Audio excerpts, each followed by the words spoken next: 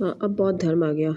गौतम बुद्ध का जन्म कपिलवस्तु के निकट लुम्बिनी में 563 ईसा पूर्व में हुआ था। उनके पिता सुधोधन साक्य वन के प्रधान थे। माता माया देवी एवं अथवा महामाया कोली वंश की कन्या थे। गौतम बुद्ध के बचपन का नाम सिद्धार्थ था। इनके जन्म के कुछ दिन बाद इनकी माता का देहांत हो गया था, अतः इनके लालापन की मौसी प्रजापति गौतमी ने किया था। इनका विवाह 16 वर्ष की अल्पायु में शाक्य कुल की कन्या यशोधरा के साथ हुआ था। उत्तरकालीन बौद्ध ग्रंथ में यशोधरा के अन्य नाम गोपा, बिंबा, बदकच्छना आदि मिलते हैं। इनके पुत्र का नाम राहुल था। बुद्ध के जीवन में 4 दृश्यों का अत्यधिक प्रभाव पड़ा। ये थे वृद्ध व्यक्ति, बीमार व्यक्ति, मृतक और प्रसन्नचित्त सन्यासी। सिद्धार्थ ने पत्नी एवं बच्चों को सोते हुए छोड़कर गृह त्याग किया। गृह त्याग के समय सिद्धार्थ की आयु 29 वर्ष थी। बौद्ध ग्रंथ में गृह त्याग को महिभिनिष्क्रमण की संख्या दी गई। सांख्य दर्शन के आचार्य अलार कलाम से वैशाली के समीप उनकी मुलाकात हुई थी। यहाँ से सिद्धार्थ राजगृह के समीप निवास करने वाले रुद्रक रामदत्त रामपुत्र नामक एक दूसरे धर्माचार्य के पास पहुँचे। इसके पश्चात सिद्धार्थ उरुवेला पहुँचे। 6 वर्षों की कठिन साधना के पश्चात 35 की उम्र में वैशाख पूर्णिमा की रात्रि को एक पीपल के वृक्ष के नीचे गौतम को ज्ञान का प्राप्त हुआ।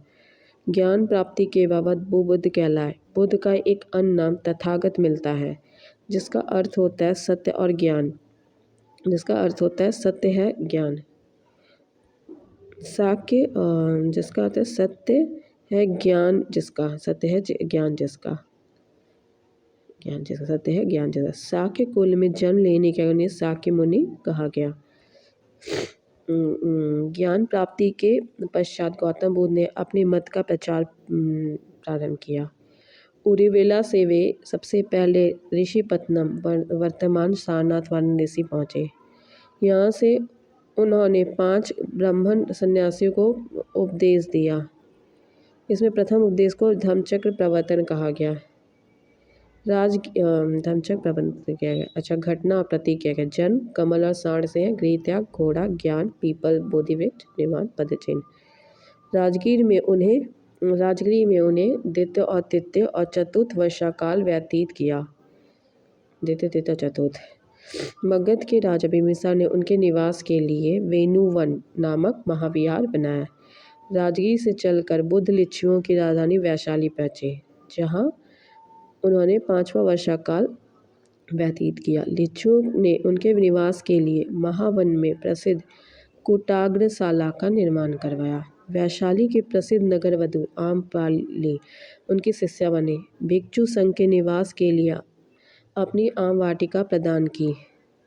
ज्ञान प्राप्ति के 8वें वर्ष गौतम बुद्ध ने वैशाली में अपने प्रिय शिष्य आनंद के कहने पर महिलाओं को संघ में प्रवेश की अनुमति दी। बुद्ध की मौसी और विमाता संघ में प्रवेश करने वाली प्रथम महिला थी।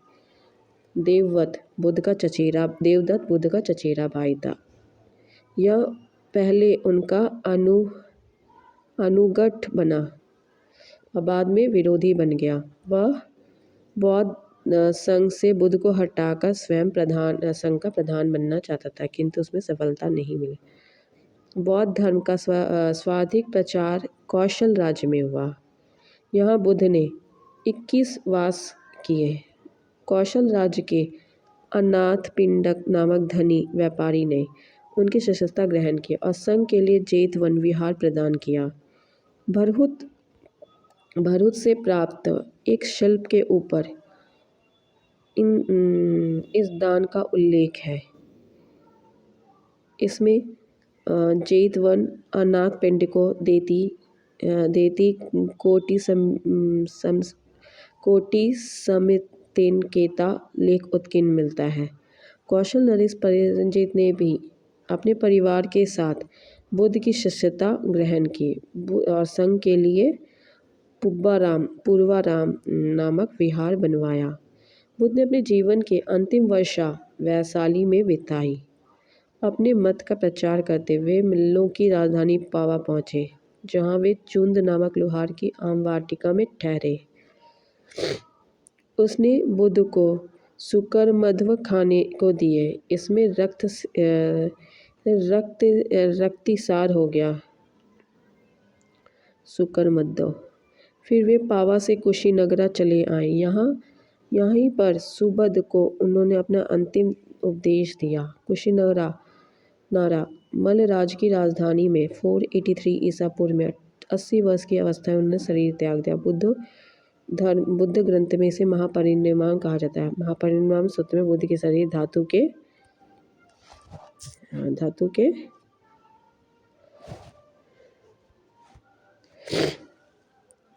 के नाम है।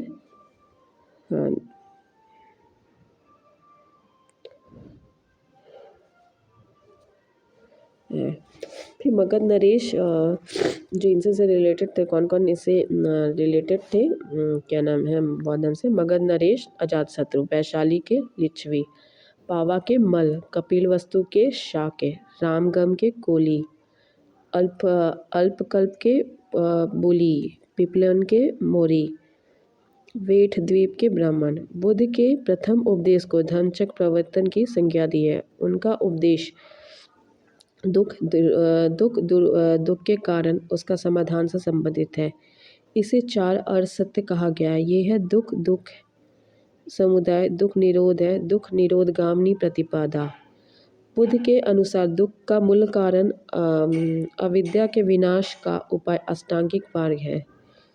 दुख का मूल कारण अविद्या के विनाश का उपाय क्या है? अष्टांगिक मार्ग। अष्टांगिक मार्ग 8 है, जो इस प्रकार सम्यक दृष्टि, सम्यक संकल्प, सम्यक वाक, सम्यक कर्मार्थ, सम्यक आजीव, सम्यक व्यायाम, सम्यक स्मृति, सम्यक समाधि। बुद्ध ने अपने मत को मध्यमा प्रतिमा या मध्यम मार्ग, प्रतिपदा या मध्यम मार्ग कहते हैं। बौद्ध धर्म के 2 वर्ग में बटे हुए थे, भिक्षु भिक्षुनी तथा उपासक उपासिकाएं।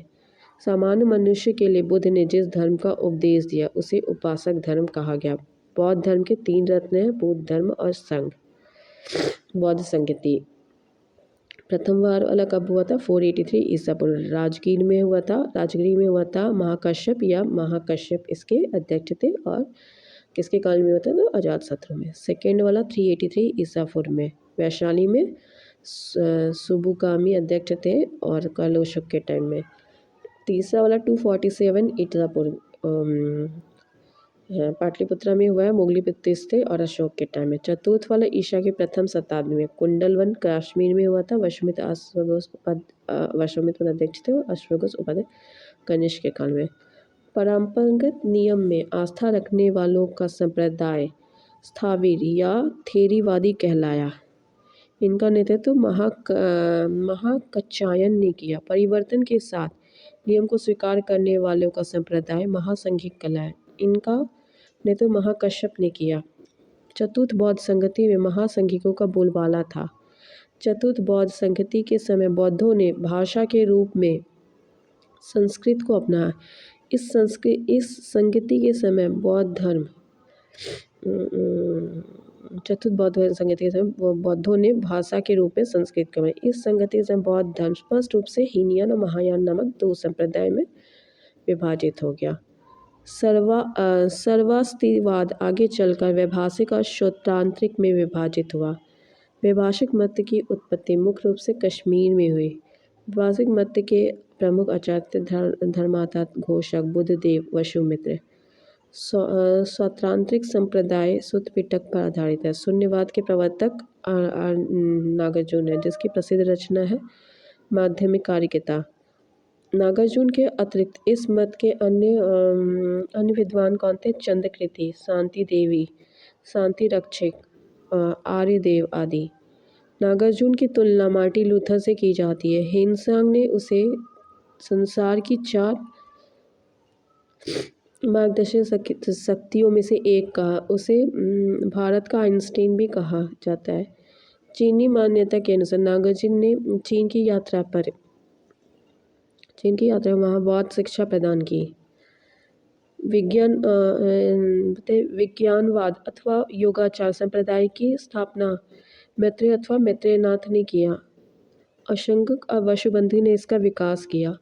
वज्रयान का स्वाधिक विकास 8वीं शताब्दी में हुआ। इसके सिद्धांत आर्य मंजूश्री कुलकल्प तथा गुहा समाज नामक ग्रंथ में मिलते हैं। इसने भारत में बौद्ध धर्म के पतन का मार्ग प्रशस्त किया। बौद्ध धर्म में क्षणिकवाद को स्वीकार किया गया। बुद्ध ने स्वयं अनित्यवाद के सिद्धांत का प्रतिपादन किया। मैत्रेय को बुद्ध परंपरा में भावी बुद्ध कहा गया है। अवलोकितेश्वर प्रधान बोधिसत्व है। इसे पद्मपाणि हाथ में कमल लिए हुए भी कहते हैं। इनका प्रधान गुण दया है। मंजूश्री के एक हाथ में एक खड्ग और दूसरे हाथ में पुस्तक रहती है। इनका कार्य बुद्धि को प्रखर करना है। बौद्ध धर्म के आरंभिक ग्रंथों को त्रिपिटक कहा गया। यह पाली भाषा में रचित है। बुद्ध के महापरिनिर्वाण के पश्चात उनकी शिक्षाओं को संकलित कर 3 भागों में बांटा गया है। इन्हीं को त्रिपिटक कहा गया है। यह है विनय पिटक, सुत्त पिटक, अभिधम्म पिटक। विनय पिटक में संघ संबंधी नियम तथा दैनिक जीवन संबंधी आचार विचार, विधि निषेध आदि का संग्रह है। सुत्त पिटक में महात्मा बुद्ध के उपदेशों का संग्रह। अभिधम्म पिटक में बौद्ध धर्म के दार्शनिक सिद्धांतों का संग्रह मिलता है। अठ कथाएं त्रिपिटक के भाष्य के रूप में मिलती है। सुत्त पिटक की अठ और महा अट्ठक और विनय पिटक की अट्ठ और कुरुंदी है। अभिधम्म पिटक की अट्ठ और मूल रूप से सिंघाली भाषा में महापच्चारी है। बौद्धों का वह धर्म ग्रंथ जिसमें गौतम बुद्ध के पूर्ववर्ती जन्म की कथाएं संकलित है, जातक कहलाता है। यह पाली भाषा में है। अब है बौद्ध ग्रंथ उनके रचनाकार मिलिंद पंथु नागसेन, बुद्धचरित सौंदरानंद सारिपुत्र, प्रकरण अश्वघोष, मध्यमाकारिका नागार्जुन, विशुद्धिमग्ग बुद्धघोष, अभिधम्म कोश वसुबंधु। बुद्ध की भूमि स्पर्श मुद्रा से तात्पर्य है अपने तप की शुचिता और निरंतरता को बनाए रखने से है। भूमि स्पर्श मुद्रा की सारनाथ की बुद्ध मूर्ति गुप्त काल से संबंधित है। प्राचीन काल में बुद्ध शिक्षा के 3 प्रमुख केंद्र थे, नालंदा, वल्लभी, विक्रमशिला। नालंदा महायान बुद्ध की धर्म की, वल्लभी हीनयान धर्म की शिक्षा का प्रमुख केंद्र था। विक्रमशिला महाविहार की स्थापना पाल नरेश धर्मपाल ने की थी। यहाँ उन्होंने मंदिर और मठ भी बनवाए। 5वीं शताब्दी के मध्य और गुप्तों के समय में नालंदा विश्वविद्यालय अस्तित्व में आया। सर्वप्रथम कुमारगुप्त ने नालंदा बौद्ध विहार को दान दिया और बाद में बुद्धगुप्त, तथागुप्त और बालीदित्य नामक गुप्त शासकों ने भी इस विहार को दान दिए। नालंदा महाविहार बौद्ध अध्ययन का आधुनिक केंद्र है, जिसे बिहार सरकार ने वर्ष 1951 में नालंदा में स्थापित किया। चैत्य का शाब्दिक अर्थ है चिता संबंधी। शवदाह के पश्चात बचे हुए अवशेषों को भूमि में गाड़कर उनके ऊपर जो समाधियां बनाई गई उन्हीं को प्रारंभ में चैत्य या स्तूप कहा गया है। इन समाधियों में महापुरुषों के धातु अवशेष सुरक्षित थे। अंत चैत्य उपासना के केंद्र बन गए। चैत्य गृहों के समीप ही भिक्षुओं के रहने के लिए आवास बनाए गए थे, जिन्हें विहार कहा गया। सर्वप्रथम स्तूप शब्द का वर्णन ऋग्वेद में प्राप्त है। इसके अतिरिक्त अथर्ववेद, वाजसनेयी संहिता, तैत्तिरीय ब्राह्मण संहिता, पंचविंश ब्राह्मण आदि ग्रंथों से स्तूप के संबंध में जानकारी मिलती है। स्तूप का शाब्दिक अर्थ है किसी वस्तु का ढेर। स्तूप का विकास ही संभव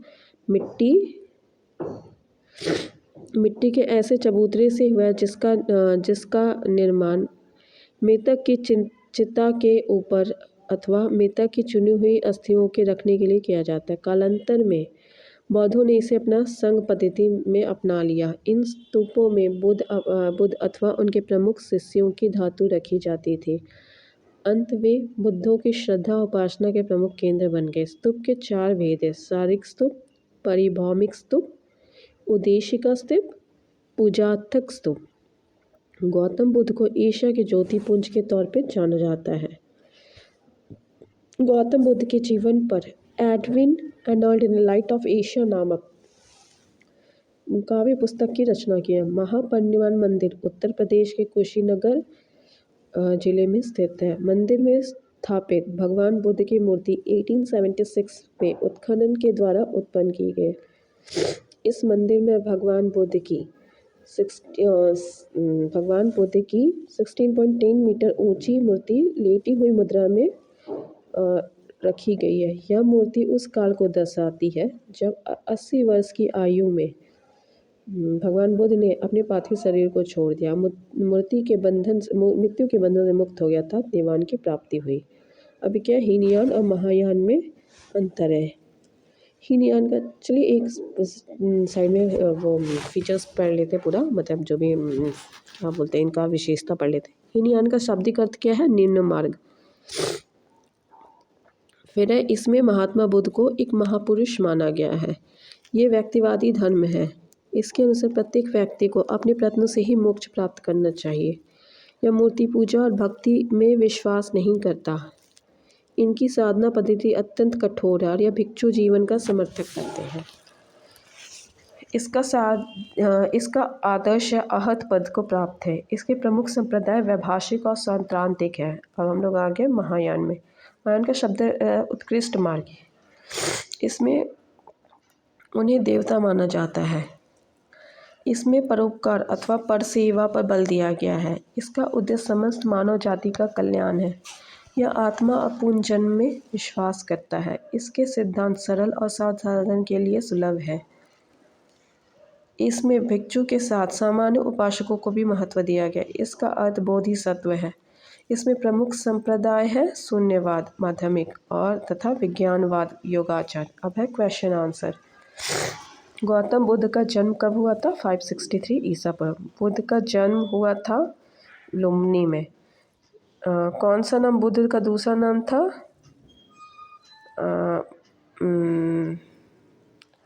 इसका एक्सप्लेनेशन है। गौतम बुद्ध के बचपन में सिद्धार्थ था। इन्हें शाक्यमुनि, तथागत आदि नामों से जाना जाता है। तथागत आदि नामों से जाना। आदि गुरु शंकराचार्य को प्रच्छन्न बौद्ध या छिपा हुआ बुद्धमार्गी कहा जाता है, तो इनका नाम नहीं है। फिर है निम्नलिखित किस राजवंश के अभिलेख से इस परंपरा का संबंध था? लुम्बिनी शाक्य मुनि बुद्ध का जन्म स्थान था मौर्य में, ये बात उससे पता चलता है। कौन एक अशोक का अभिलेख इस परंपरा की पुष्टि करता है कि गौतम बुद्ध का जन्म लुम्बिनी में हुआ था? ये कौन सा अभिलेख ये करता है? रोमनदई स्तंभ अभिलेख। किस राजा के एक अभिलेख में सूचना मिलती है कि शाक्य मुनि बुद्ध का जन्म लुम्बिनी में हुआ था? अशोक। महात्मा बुद्ध का महापरिनिर्वाण कहाँ मिला है? कुशीनगर में। गौतम बुद्ध का महापरिनिर्वाण किस राज्य में हुआ? वह है मल्ल में। गौतम बुद्ध ने किस स्थान पर निर्वाण प्राप्त किया था? इसका एक्सप्लेनेशन क्या? बौद्ध धर्म से संस्कारी दुखों से, बौद्ध धर्म में संस्कारी दुखों से मुक्ति और दुख का निरोध।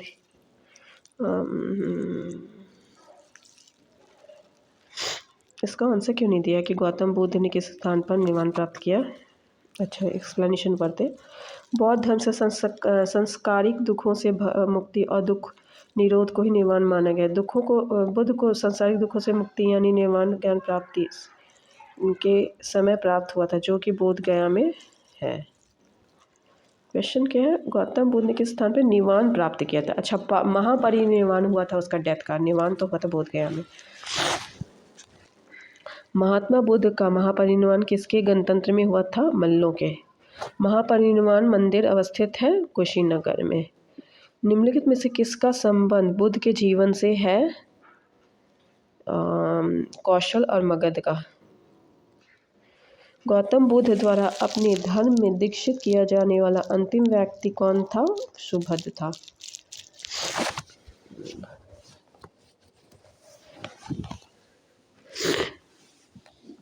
बुद्ध द्वारा रूपांतरित निम्न व्यक्तियों में से कौन सा अंतिम था? सुभद्र। बुद्ध ने अपने जीवन की अंतिम वर्षा ऋतु वैशाली में निम्न में से कौन सा एक बुद्ध मत में निर्वाण की अवधारणा की सर्वश्रेष्ठ व्याख्या करता है? तृष्ण रूपी अग्नि का समन। अल कलाम थे बुद्ध के एक गुरु। महात्मा बुद्ध ने अपने पहला धर्मचक्र प्रवर्तन किस स्थान पर दिया था? सारनाथ में। बुद्ध ने अपना पहला उपदेश कहाँ दिया था? सारनाथ में। सारनाथ में अपना प्रथम प्रवचन किसने दिया था? महात्मा बुद्ध ने। गौतम बुद्ध अपना प्रथम उपदेश कहाँ दिए थे? सारनाथ में। ग्रंथों में उल्लिखित धर्मचक्र प्रवर्तन है क्या है? बी नंबर दिया हुआ है। सारनाथ में दिया गया उनका प्रथम उपदेश। स्वार्थिक उपदेश बुद्ध ने कहाँ दिए थे? श्रावस्ती में। बुद्ध कौशाम्बी किसके राज्यकाल में आए थे? उज्जैन के। बुद्ध की मृत्यु के पश्चात प्रथम बौद्ध संगति की अध्यक्षता की गई थी महाकश्यप द्वारा। प्रथम बौद्ध परिषद का संचालन निम्नलिखित किसने किया था? महाकश्यप द्वारा। सप्तपर्णी गुफा स्थित है राजगृह में। भगवान बुद्ध के महापरिनिर्वाण के बाद पहली बौद्ध संगति हुई थी राजगृह में। कश्मीर में कनिष्क के शासनकाल में जो बौद्ध संगति आयोजित हुई उसकी अध्यक्षता निम्नलिखित में किसने की थी? वशोमित्र।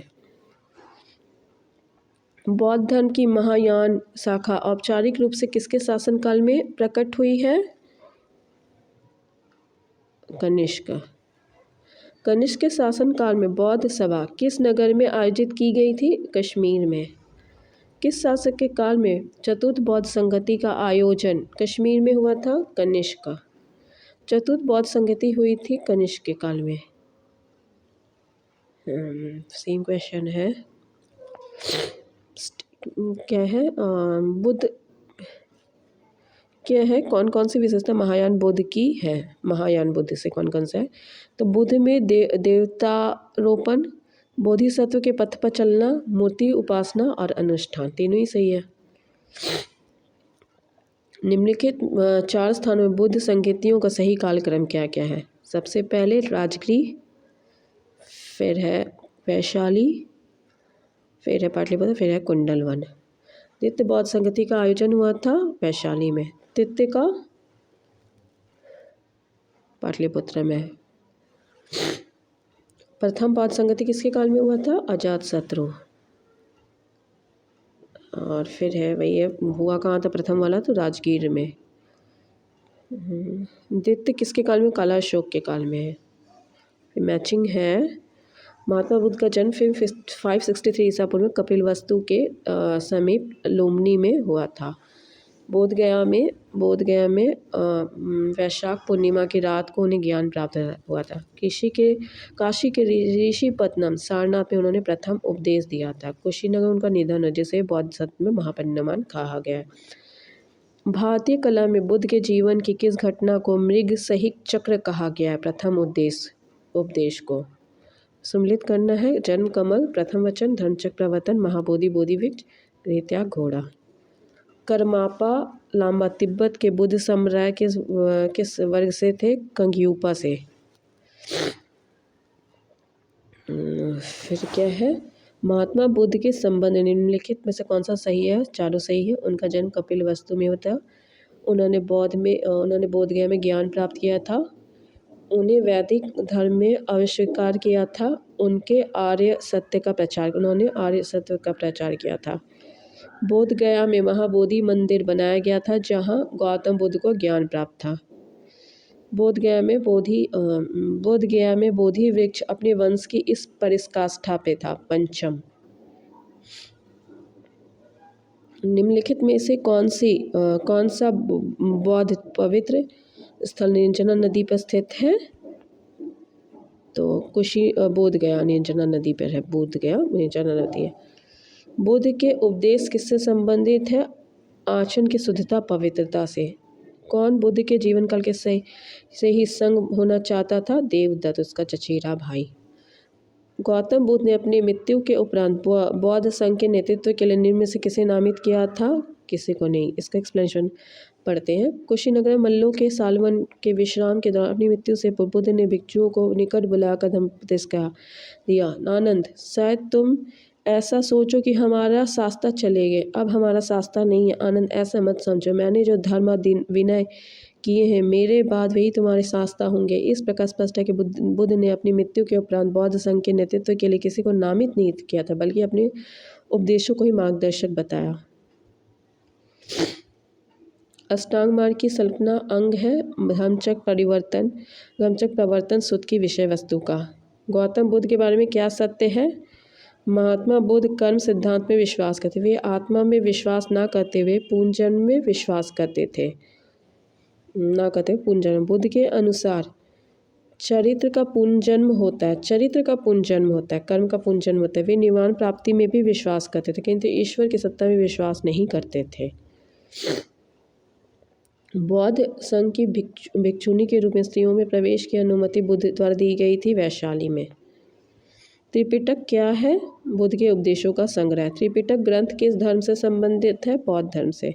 त्रिपिटक किसकी धार्मिक पुस्तक है? बौद्ध की। त्रिपिटक निम्नलिखित में से संबंधित है? बौद्धों के। कौन सा ग्रंथ? कौन बौद्ध ग्रंथ में संघ जीवन के नियम होते हैं? विनय पिटक। छमक बुद्ध पिटक से संबंधित है। अधिधम्म। किस बौद्ध साहित्य में महात्मा बुद्ध के नैतिक और सिद्धांत संबंधित प्रवचन संकलित है? सुत्त पिटक। बौद्ध धर्म में त्रिरत्न का क्या अभिप्राय है? बुद्ध धम्म संघ। प्राचीन धर्म के ठीक है। Thanks for watching.